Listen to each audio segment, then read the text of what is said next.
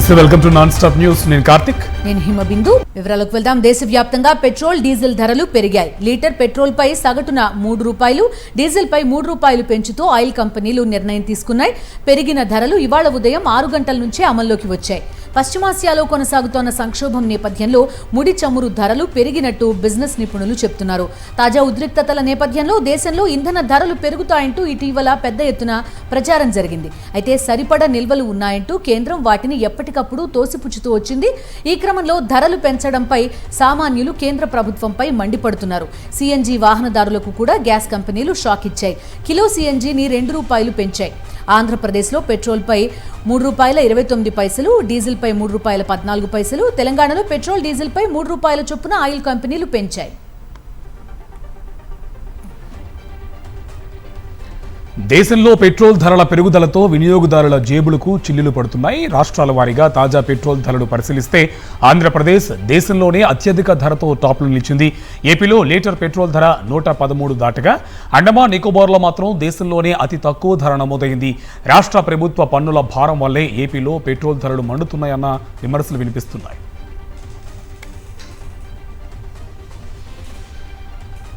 దేశంలో petrol diesel వినియోగం తగ్గించాలంటూ ప్రధాని నరేంద్ర మోదీ పిలుపు దేశవ్యాప్తంగా అమలు కావాలని ఆకాంక్షిస్తూ టీటీడీ మాజీ చైర్మన్ భూమన కరుణాకర్ రెడ్డి సైకిల్ తొక్కారు. తిరుపతి నగరంలో 10 కిలోమీటర్లు ఆయన సైకిల్పై తిరిగారు.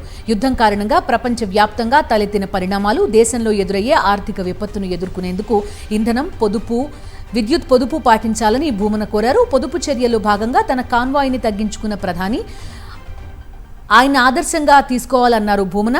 వైఎస్ఆర్ కాంగ్రెస్ పార్టీ తరపున పొదుపు పాటిస్తున్నామని భూమన తెలిపారు.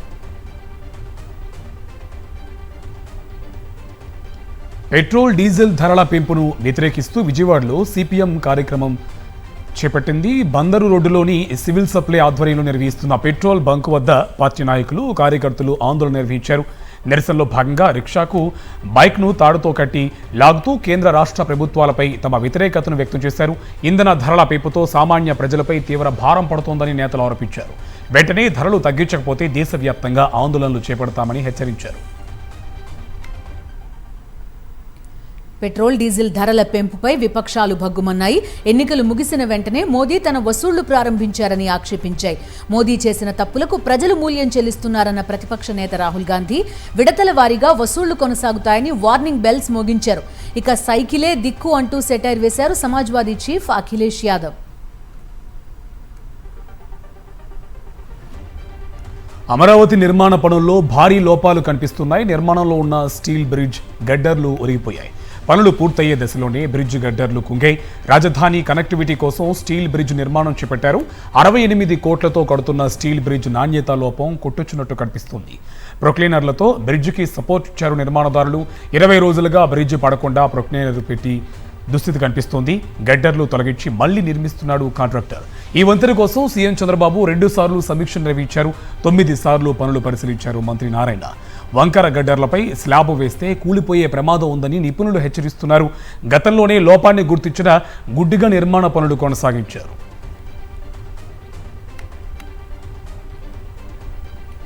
అమరావతి నిర్మాణం చంద్రబాబుకు ఎప్పటికీ సాధ్యం కాదన్నారు మాజీ మంత్రి అంబటి. ఉండవల్లి స్టీల్ బ్రిడ్జ్ని వైఎస్ఆర్సీపీ నేతలతో కలిసి పరిశీలించారు ఆయన. బకింగ్హామ్ కెనాల్పై రాజధాని సీడ్ యాక్సెస్ రోడ్డుకి అనుసంధానంగా స్టీల్ బ్రిడ్జ్ నిర్మాణం చేస్తుండగా స్టీల్ బ్రిడ్జ్ గడ్డర్ ఒరిగిపోయింది. ఒరిగిన గడ్డర్ని పరిశీలించిన అనంతరం రాజధాని పనుల్లో జరుగుతున్న నాణ్యతా లోపాలను ప్రజలకు వివరించారు.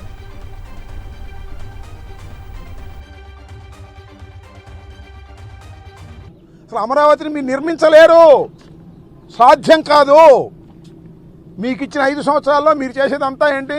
అప్పు తీసుకురావడం, ఖర్చు పెట్టడం, కమిషన్లు తీసుకోవడం, సూట్ కేసులో పెట్టుకోవడం, హైదరాబాద్ తీసుకెళ్ళటం, అక్కడ దాచుకోవటం. బాబు కొడుకులు ఇద్దరు ఇదే పని. అమరావతిని ఒక దోచుకునే కేంద్రంగా చేస్తున్నారు. దానికి మంచి గూళికలు వేస్తున్నారు. ఏమని? అమరావతి దేవతల రాజధాని. అమరావతి అక్కడెక్కడో ఉంది, ఇక్కడ లేదు. అక్కడెక్కడో ఉంది. కృష్ణానది ఒడి నటు వెళ్ళాలి, ఇటుగాడు. అక్కడ ఉంది అమరావతి. 1వ తారీఖు జనవరి 1వ తారీఖు లోపలికే పూర్తి అయిపోతుంది అన్నారు. ఏమైంది? ఎన్ని నెలలు అవుతుంది? ఇక్కడ వేసిన గొంగళి అక్కడే ఉంది. ఈ సంఘటన జరిగిన దాన్ని బట్టి మేము ఏదైతే ముందు నుంచి చెప్తున్నామో ఎస్ఎఫ్టీ 14,000, 15,000, 16,000 అని చెప్తున్నాము. దాని మీద రకరకాల వివరణ ఇచ్చారు. కానీ వాస్తవం అది ఒక దోపిడీకి, ఒక అభివృద్ధి ముసుగులో చేసేటటువంటి దోపిడీకి నిదర్శనమే ఈ ప్రాంతంలో జరుగుతున్నటువంటి అభివృద్ధి పేరు మీద జరుగుతున్నటువంటి కార్యక్రమాలు అని చెప్పని క్లియర్గా చెప్తా ఉన్నాం. ఓవైపు ప్రధాని మోదీ పొదుపు సూత్రాలు పాటిస్తున్నామంటూ బీరాలు పలుకుతున్న చంద్రబాబు మరోవైపు ఏపీలో దుబారా ఖర్చులు పెడుతున్నారు. పుట్టపర్తి పర్యటన సందర్భంగా చంద్రబాబు ప్రజాధనాన్ని వృధా చేస్తున్నారు. జన సమీకరణ కోసం ఆర్టీసీ స్కూల్ బస్సులను వినియోగిస్తున్నారు. ప్రత్యేక విమానంలో పుట్టపర్తి చేరుకున్న చంద్రబాబు నిన్న కేబినెట్ సమావేశంలో పొదుపు చర్యలపై క్లాస్ పీకారు. మళ్లీ ఇప్పుడు పొదుపు చర్యలను పక్కన పెట్టేసి దుబారా ఖర్చులను పెడుతున్నారు చంద్రబాబు. దేశంలో ఇంధన కొరత లేదని కేంద్రం చెప్తుంటే ఏపీలో మాత్రం పెట్రోల్ డీజిల్ కొరత ఉందని ఒప్పుకున్నారు బీజేపీ ఎమ్మెల్యే విష్ణుకుమార్ రాజు. అంతేకాదు ఈ సమస్య ఉన్నంత వరకు భోగాపురం ఎయిర్పోర్ట్ ఆపరేషన్స్ ఆలస్యం చేయాలన్నారు. భోగాపురం ప్రారంభమైతే విశాఖ ఎయిర్పోర్ట్ మూసేసే పరిస్థితి వస్తుందని జోస్యం చెప్పారు. భోగాపురం ఎయిర్పోర్ట్ గనక ఆపరేషన్లోకి వస్తే ఈ సుమారు 30 లక్షల మంది సంవత్సరానికి మళ్ళీ భోగాపురం నుంచి వెళ్ళవలసిన పరిస్థితి ఏర్పడితే దాంట్లో మనము కనీసము వెళ్ళటానికి ఒక 3,000 రూపాయలు ట్యాక్సీ ఖర్చులు కనుక మనం లెక్క వేస్తే ఇది నెలకు వచ్చేటప్పటికి 74 కోట్ల రూపాయలు ఎడిషనల్గా పెట్రోలు డీజిల్ పైన భారం పడుతుంది కేవలము ఎయిర్పోర్ట్ షిఫ్టింగ్ అయిన వలన. చంద్రబాబు ప్రభుత్వం పబ్లిసిటీ కోసం ప్రజాధనాన్ని ఖర్చు చేస్తోందని మండిపడ్డారు మాజీ మంత్రి గుడివాడ అమర్నాథ్. మోదీ చెప్పారని ఖర్చులు తగ్గిస్తామంటూ ప్రచారం చేసుకున్నారన్నారు. మరోవైపు లోకేష్, పవన్ కళ్యాణ్ మాత్రం స్పెషల్ ఫ్లైట్లో తిరుగుతున్నారన్నారు.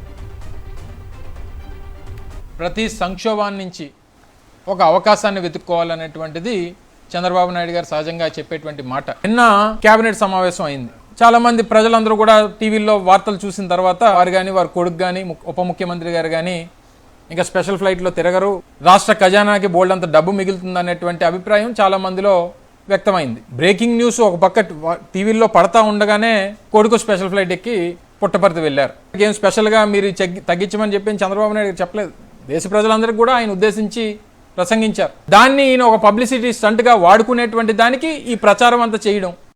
చంద్రబాబు పాలనలో రాయలసీమకు తీవ్ర అన్యాయం జరుగుతోందన్నారు మాజీ మంత్రి సాకే శైలజనాథ్. చంద్రబాబు ఇచ్చిన నీళ్లతో 100 ఎకరాలు చీని చెట్లు ఎండిపోతున్నాయని ఎద్దేవా చేశారు. రేవంత్ రెడ్డితో కుమ్మక్కైన చంద్రబాబు రాయలసీమ ఎత్తిపోతల పథకాన్ని నిలిపివేశారన్నారు శైలజనాథ్. బాబు గారు, మీరు గమనిస్తున్నారో లేదో, మీ నాయకత్వంలో, మీ ఆలోచన విధానంలో కానీ మీ యొక్క ఈ రోజున పరిపాలన ప్రవర్తనలో రాయలసీమకు అన్యాయం జరుగుతూ ఉంది. రాయలసీమ ప్రాంతానికి ప్రధానంగా కావాల్సింది నీళ్లు. రేవంత్ రెడ్డి గారి యొక్క డిమాండో కోరికో ఇద్దరు రూమ్ లో కూర్చొని మాట్లాడుకున్న మాటల వల్ల రాయలసీమ ఎత్తిపోతల పథకం మీరు ఆపేస్తే ఇప్పటికే రాయలసీమ రైతాంగం తమ పంటలు ఏమవుతాయో భవిష్యత్తులోని భయపడి చచ్చే పరిస్థితి వచ్చింది. రాష్ట్రంలోని టిమ్స్ హాస్పిటల్ను సత్వరమే పూర్తి చేసి ప్రజలకు మెరుగైన వైద్యం అందుబాటులోకి తేవాలని BRS working president KTR demand చేశారు. హైదరాబాద్ సనత్ నగర్లోని టిమ్స్ ఆసుపత్రిని ఆయన సందర్శించారు. ఆసుపత్రిలోని వివిధ విభాగాలను పరిశీలించారు.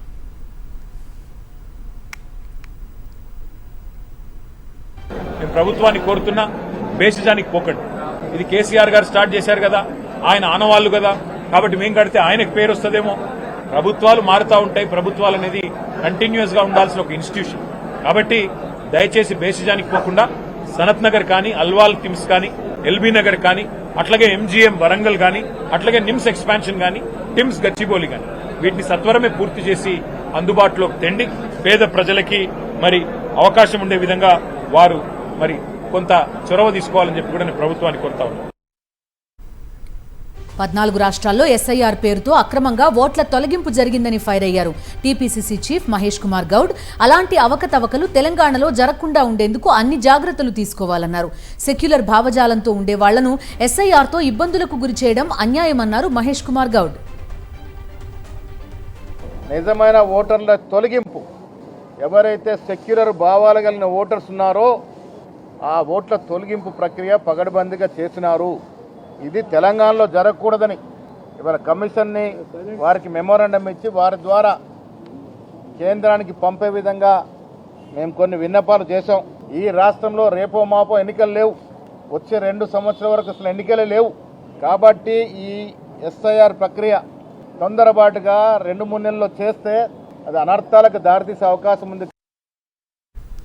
వైఎస్ జగన్ హయాంలో ఏ కష్టం లేకుండా బతికిన దివ్యాంగులు కూటమి పాలనలో తీవ్రమైన కష్టాలను ఎదుర్కొంటున్నారు. తనకు పింఛన్ మంజూరు చేయాలని ఓ దివ్యాంగురాలు కలెక్టర్ను అభ్యర్థించిన తీరు ప్రతి ఒక్కరిని కంటతడి పెట్టిస్తుంది. కాకినాడ జిల్లా తునిలో ఈ ఘటన జరిగింది. కలెక్టర్ హరేంద్ర ప్రసాద్ ప్రజా సమస్యలపై అర్జీలు స్వీకరిస్తూ ఉండగా దివ్యాంగురాలు గౌరీ తనకు అమ్మలేదు, అన్న పట్టించుకోవడానికి కలెక్టర్ను ప్రాధేయపడింది. అనారోగ్య సమస్యలతో ఉన్న తనకు మందులు కొనుక్కోవడానికి కూడా డబ్బులు లేవని కన్నీరు పెట్టుకుంది. దయచేసి పింఛన్ ఇప్పించాలని వేడుకుంది దివ్యాంగురాలు గౌరీ. గతంలో వచ్చి ఆగింది, ఇప్పుడే వెరిఫై చేయండి. వెరిఫై చేసి ఎందుకు ఆ మధ్యలో ఆగింది, గతంలో శాంక్షన్ అయిందా కనుక్కొని చెప్పండి. రైట్ అమ్మా, రైట్ అమ్మా, రైట్ అమ్మా.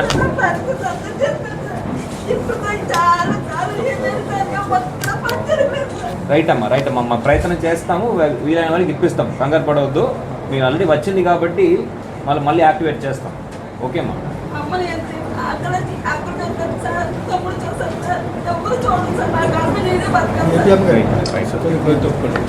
బాధపడకండి, వీళ్ళు రిజాల్వ్. నెల్లూరు జిల్లా ఇరిగేషన్ డిపార్ట్మెంట్లో భారీ అవినీతి జరిగిందని మాజీ మంత్రి కాకాణి గోవర్ధన్ రెడ్డి ఆరోపించారు. అందుకు ఆధారాలున్నా మంత్రి ఆనం రామనారాయణ రెడ్డి కానీ జిల్లా కలెక్టర్ కానీ పట్టించుకోవడం లేదని అన్నారు ఆయన. సర్వేపల్లి రైతులను సోమిరెడ్డి చంద్రమోహన్ రెడ్డి అడ్డంగా దోచుకుంటున్నారని ధ్వజమెత్తారు. కాకుపల్లి, వాగుపేటిపాడు, సింహపురి బ్రిడ్జ్ పనుల్లో అవినీతి జరిగిందన్నారు. బ్రహ్మదేవం వద్ద కాల్వను వెతుక్కునే పరిస్థితి దాపురించిందని మండిపడ్డారు కాకాణి. ఇప్పుడు నెల్లూరుకు సంబంధించినటువంటి గచ్చుకాలు ఉంటుంది, అది వేమలపాటి చెరువు, అది నెల్లూరు నగరంలో వస్తుంది. దాన్ని ఒక డిఈ చక్రం తిప్పి సర్వేపల్లిలో ఉండే డిఈ 80 లక్షల రూపాయల పని ఏమీ చేయకుండా దానికి బిల్లు చేస్తున్నారు. పనేమో నారాయణ నియోజకవర్గం, బిల్లు కొట్టేసేదేమో సోమిరెడ్డి. అంటే దీన్ని మనం నారాయణ చేతగానితనం వలన లేదా సోమిరెడ్డి చేతివాటం అనాలన్నా కూడా చెప్పలేనటువంటి పరిస్థితి. గుంటూరు జిల్లా మామిళ్లపల్లెలో మాజీ మంత్రి పేర్ని నాని పర్యటించారు. పొన్నూరు ఎమ్మెల్యే ధుల్లిపాల నరేంద్ర అనుచరుల దాడిలో గాయపడ్డ బాధితులను పేర్ని నాని పరామర్శించారు. ధుల్లిపాల అనుచరులు గోడౌన్తో పాటు తమపై దాడి చేశారని మొక్కజొన్న రైతులు ఆవేదన వ్యక్తం చేశారు. టీడీపీ నేతలే అరాచకం సృష్టించి తమపైనే ఎస్సీ ఎస్టీ కేసు నమోదు చేశారని బాధితులు గోడు వెళ్లబోసుకున్నారు. సీజ్ చేసిన మొక్కజొన్న గోడౌన్ను పేర్ని నాని పరిశీలించారు. కానీ దౌర్జన్యంగా అంటే కండబలం ఉంది, మేము రౌడీలం. ఏ ఊరైనా మామిళ్ళపల్లి అంటే ఏ ఊరైనా సరే మా రౌడీజానికి అదుపు ఉండదు, మాకు పోలీసు అంగుంటుందని చెప్పని ఉకుల్ జిందాల్ గారు ఎంత చెడిపోయారా. మా దగ్గర కూడా ఎడిషనల్ ఎస్పీ చేశాడు జగన్ గారి గవర్నమెంట్లో. ఎంత పోలీస్ వ్యవస్థ చెడగొట్టారంటే మరి డీజీపీ గారికి ఏమైందో. డీజీపీ గారు కూడా బందర్లో ఎస్పీ చేసినప్పుడు పుల్లాగా ఉద్యోగం చేసేవాడు. వాళ్ళ పిల్లి కంటే ఘోరం అయిపోయిన పరిస్థితి. దారుణాతి దారుణం ఈ అకృత్యాలు, పోలీసులను అడ్డం పెట్టి. విద్యార్థుల జీవితాలతో చెలగాటమాడుతోంది ఏపీ విద్యాశాఖ. ప్రతిభ కలిగిన ఇంటర్ విద్యార్థులు కూడా ఫెయిల్ అయినట్టు తప్పుడు ఫలితాలు ప్రకటిస్తోంది. గుంటూరు జిల్లా మంగళగిరి మండలం నూతక్కి గ్రామానికి చెందిన కర్లపూడి కావ్యకు ఇంటర్ సెకండ్ ఇయర్ అన్ని సబ్జెక్టుల్లో మంచి మార్కులు వచ్చాయి. బాటనీలో కేవలం 5 మార్కులే వచ్చాయి. దీంతో అనుమానం వచ్చిన కావ్య రీవాల్యుయేషన్కు దరఖాస్తు చేసింది. ఈరోజు ఇంటర్ బోర్డు నుంచి వచ్చిన వివరాల్లో కావ్యకు 60కి 60 మార్కులు వచ్చినట్టు తేలింది. 5 మార్కులే వచ్చాయని తెలియడంతో ఆత్మహత్య చేసుకుందామనుకున్నానని వాపోయింది కావ్య. కానీ తొందరపడకుండా రీవాల్యుయేషన్కి అప్లై చేశానన్నారు. మిగతా విద్యార్థుల విషయంలోనూ ఇలాగే జరిగి ఎవరైనా ప్రాణాలు తీసుకుంటే పరిస్థితి ఏంటని ప్రశ్నిస్తోంది కావ్య. విద్యాశాఖ మంత్రి లోకేష్ సొంత నియోజకవర్గంలోని విద్యార్థులకు అన్యాయం జరగడంపై తీవ్ర విమర్శలు వ్యక్తమవుతున్నాయి.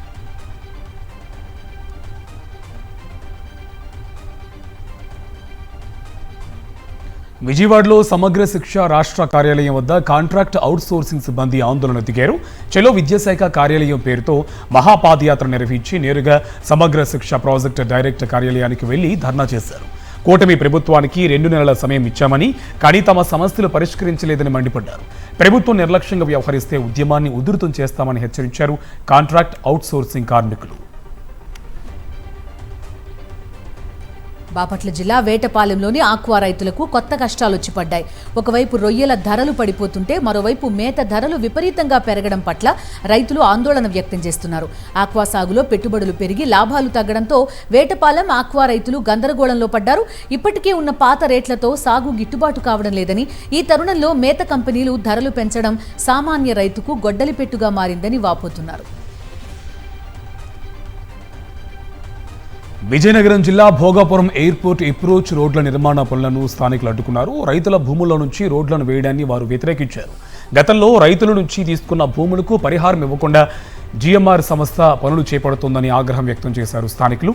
రోడ్ల నిర్మాణం చేపట్టేందుకు బైరెడ్డిపాలెం గ్రామానికి వచ్చిన జేసీబీ వాహనాలను అడ్డంగా పడుకొని ఆందోళన దిగారు స్థానికులు.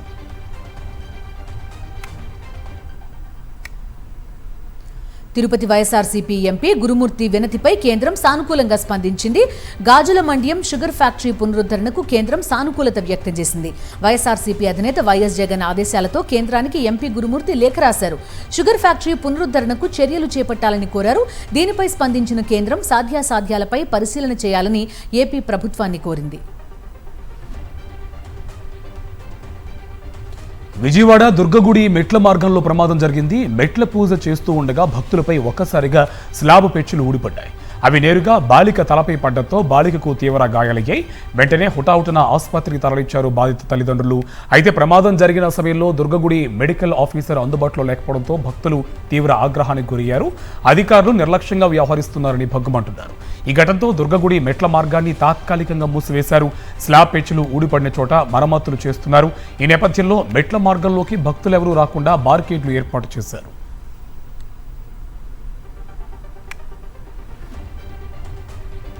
త్వరలో 7-8 శాఖలు తీసుకుని యానాం ప్రజల అభివృద్ధి కోసం పనిచేస్తానన్నారు పుదుచ్చేరి మంత్రి మల్లాడి కృష్ణారావు. యానాం చేరుకున్న ఆయనకు ప్రజలు, అధికారులు ఘన స్వాగతం పలికారు.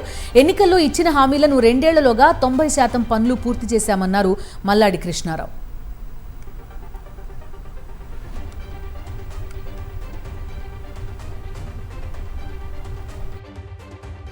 నేనేమైతే ప్రామిస్ చేశానో, ముఖ్యంగా ఇమీడియట్గా ఒక 6 నెలల్లోనూ సంవత్సరంలోనూ కొన్ని పనులు కార్యరూపంలోకి దాల్చే విధంగా ఆ సంబంధించిన పోర్ట్ఫోలియోస్నే నేను ముందు తీసుకుని అది అయిన తర్వాత మార్పు ఉంటే చేసుకోమని చెప్పేసి ముఖ్యంగా మంత్రి గారిని కోరడం జరుగుతుంది.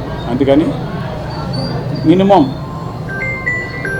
7-8 పోర్ట్ఫోలియోస్ తక్కువ కాకుండా దాంట్లో యానానికి సంబంధించిన ఒక 4-5 డిపార్ట్మెంట్లని తీసుకుని ఇచ్చిన మాట ప్రకారంగా పనిచేయడానికి మీ ద్వారాగా చేస్తానని. పల్నాడు జిల్లాలో రాజకీయ కక్ష సాధింపు చర్యలు పరాకాష్ఠకు చేరుతున్నాయి. పిడుగురాళ్ల మండలం తుమ్మల చెరువు గ్రామంలో దశాబ్దాలుగా చిన్న వ్యాపారులు చేసుకుంటూ జీవిస్తున్న దివ్యాంగుల దుకాణాలను జేసీబీలతో తొలగించడం వివాదాస్పదంగా మారింది. షేక్ జానిబీ సైదిరెడ్డి అనే దివ్యాంగులు సుమారు 35 ఏళ్లుగా చిన్న బడ్డీ కొట్టులు నిర్వహిస్తూ జీవనం సాగిస్తున్నారు. అయితే వారు వైఎస్ఆర్సీపీ సానుభూతి పరులనే కారణంతోనే ఎలాంటి ముందస్తు నోటీసులు ఇవ్వకుండా దుకాణాలను కూల్చివేశారు అధికారులు.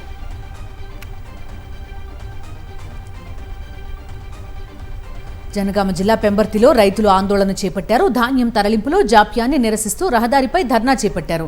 ధాన్యానికి నిప్పంటించి ఆగ్రహం వ్యక్తం చేశారు. వెంటనే లారీలు పంపించి ధాన్యాన్ని తరలించాలని డిమాండ్ చేశారు. రైతులతో పోలీసులు చర్చలు జరిపి సమస్య పరిష్కరిస్తామని హామీ ఇచ్చారు.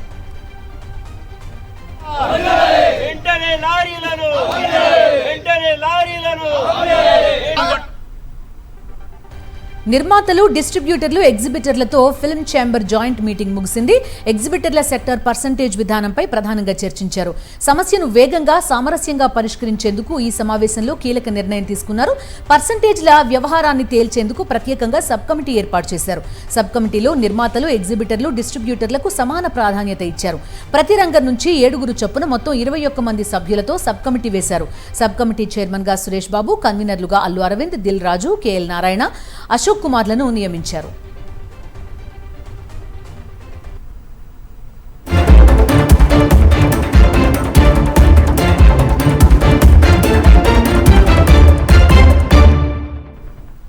జాతీయ వార్తలు చూద్దాం. నీట్ యూజీ 2026 పేపర్ లీక్ వెనుక మాస్టర్ మైండ్ ను అరెస్ట్ చేసింది సిబిఐ.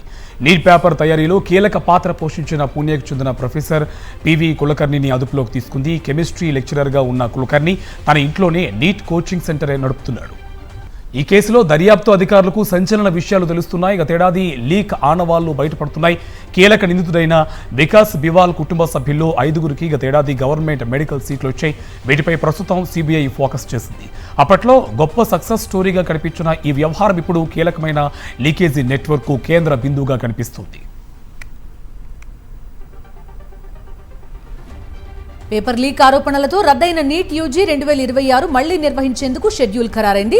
జూన్ 21వ తేదీ ఆదివారం తిరిగి పరీక్ష జరగనున్నట్టు నేషనల్ టెస్టింగ్ ఏజెన్సీ ప్రకటించింది. హాల్ టికెట్ ఇతరత్రా వివరాలను త్వరలోనే వెల్లడించనుంది. కొంతమంది బొద్దింకల్లా మారి వ్యవస్థపై దాడి చేస్తున్నారని ఆగ్రహం వ్యక్తం చేశారు సుప్రీంకోర్టు ప్రధాన న్యాయమూర్తి జస్టిస్ సూర్యకాంత్. ఉద్యోగాలు లేని యువత సోషల్ మీడియా అలాగే ఆర్టీఐ కార్యకర్తలుగా మారి వ్యవస్థపై దాడి చేస్తున్నారంటూ అసహనం వ్యక్తం చేశారు. సీనియర్ అడ్వకేట్ హోదాను కోరుతున్న ఓ న్యాయవాదిని మందలిస్తున్న సమయంలో ఈ వ్యాఖ్యలు చేశారు.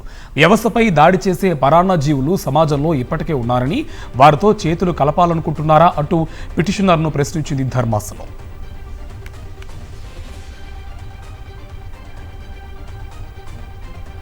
ప్రధాని మోదీ పిలుపు మేరకు ఇంధన ఆదాకు చర్యలు తీసుకుంది సుప్రీంకోర్టు. ఇకపై సోమ శుక్రవారాల్లో ఆన్లైన్లోనే విచారణలు జరగనున్నాయి. ఇంధనాన్ని పొదుపు చేసేందుకు సుప్రీంకోర్టు జడ్జిలు కూడా ముందుకొచ్చారు. కార్ పూలింగ్ చేయాలని నిర్ణయించుకున్నారు. అలాగే సుప్రీంకోర్టు రిజిస్ట్రీలో పనిచేసే సిబ్బందిలో 50% మందికి వర్క్ ఫ్రం హోమ్ ఇస్తూ అధికారులు ఆదేశాలు జారీ చేశారు.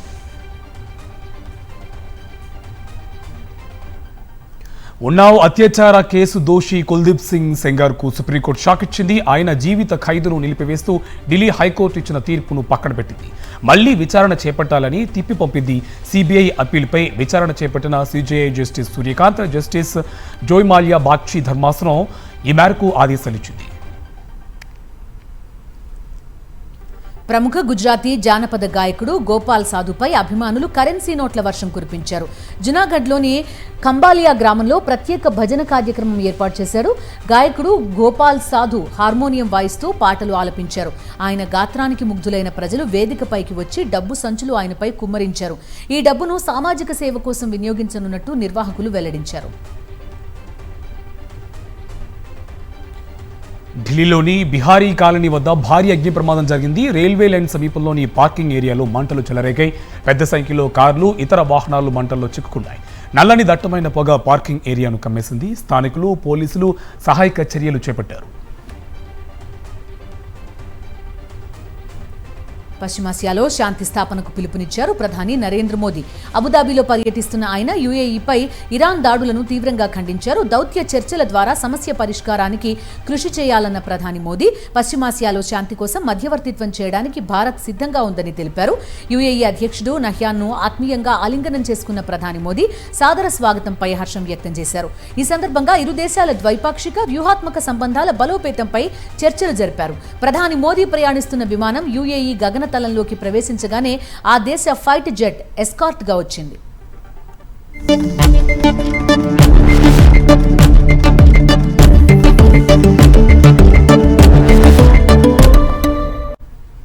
బిజినెస్ అప్డేట్స్ చూద్దాం. డాలర్తో రూపాయి మారకం విలువ మరింత క్షీణించింది. All time కనిష్టానికి దిగజారింది. ఇంట్రాడేలో 96.07 వద్ద ఆల్ టైమ్ కనిష్టాన్ని తాకింది. పెరిగిన చమురు ధరలు, విదేశీ పెట్టుబడులు తరలిపోతున్న నేపథ్యంలో డాలర్తో రూపాయి మారకం విలువ పతనం అవుతుందని మార్కెట్ నిపుణులు అంచనా వేస్తున్నారు. స్టాక్ మార్కెట్లు నష్టాల్లో ముగిశాయి. అంతర్జాతీయంగా క్రూడ్ ఆయిల్ ధరలు పెరగడం, డాలర్తో రూపాయి మారకం విలువ తొలిసారి 96 మార్కును దాటడం సెంటిమెంట్ ని దెబ్బతీసింది. 160 పాయింట్లు నష్టపోయిన సెన్సెక్స్ 75,237 వద్ద స్థిరపడింది. నిఫ్టీ 46 పాయింట్ల నష్టంతో 23,643 వద్ద ముగిసింది. ఈరోజు బంగారం, వెండి ధరలు తగ్గాయి. హైదరాబాద్లో 24 క్యారెట్ల 10 గ్రాముల బంగారం 4,420 రూపాయలు తగ్గి 1,57,910 రూపాయల వద్ద పలుకుతుంది. 22 క్యారెట్ల 10 గ్రాముల పసిడి 1,44,750గా ఉంది. కిలో వెండి 10,000 రూపాయలు తగ్గడంతో 3,05,000 పలుకుతుంది.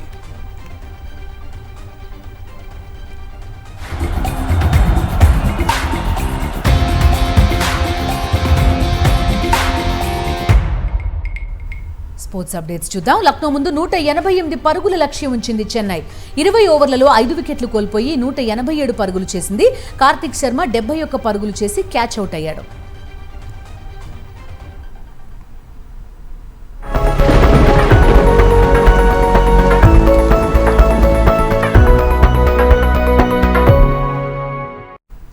భారత వాతావరణ శాఖ చల్లని కబురు చెప్పింది. ఈసారి నైరుతి రుతుపవనాలు 5 రోజుల ముందే కేరళంను తాకే అవకాశం ఉందని ప్రకటించింది. ఈ నెల 26న నైరుతి రుతుపవనాలు కేరళంను తాకుతాయని అంచనా వేసింది. సాధారణంగా జూన్ 1 తర్వాత కేరళంను తాకి ఉత్తర దిశగా కదులుతూ మిగిలిన ప్రాంతాలకు విస్తరిస్తాయి. వీటి ప్రభావం సెప్టెంబర్ వరకు ఉంటుంది.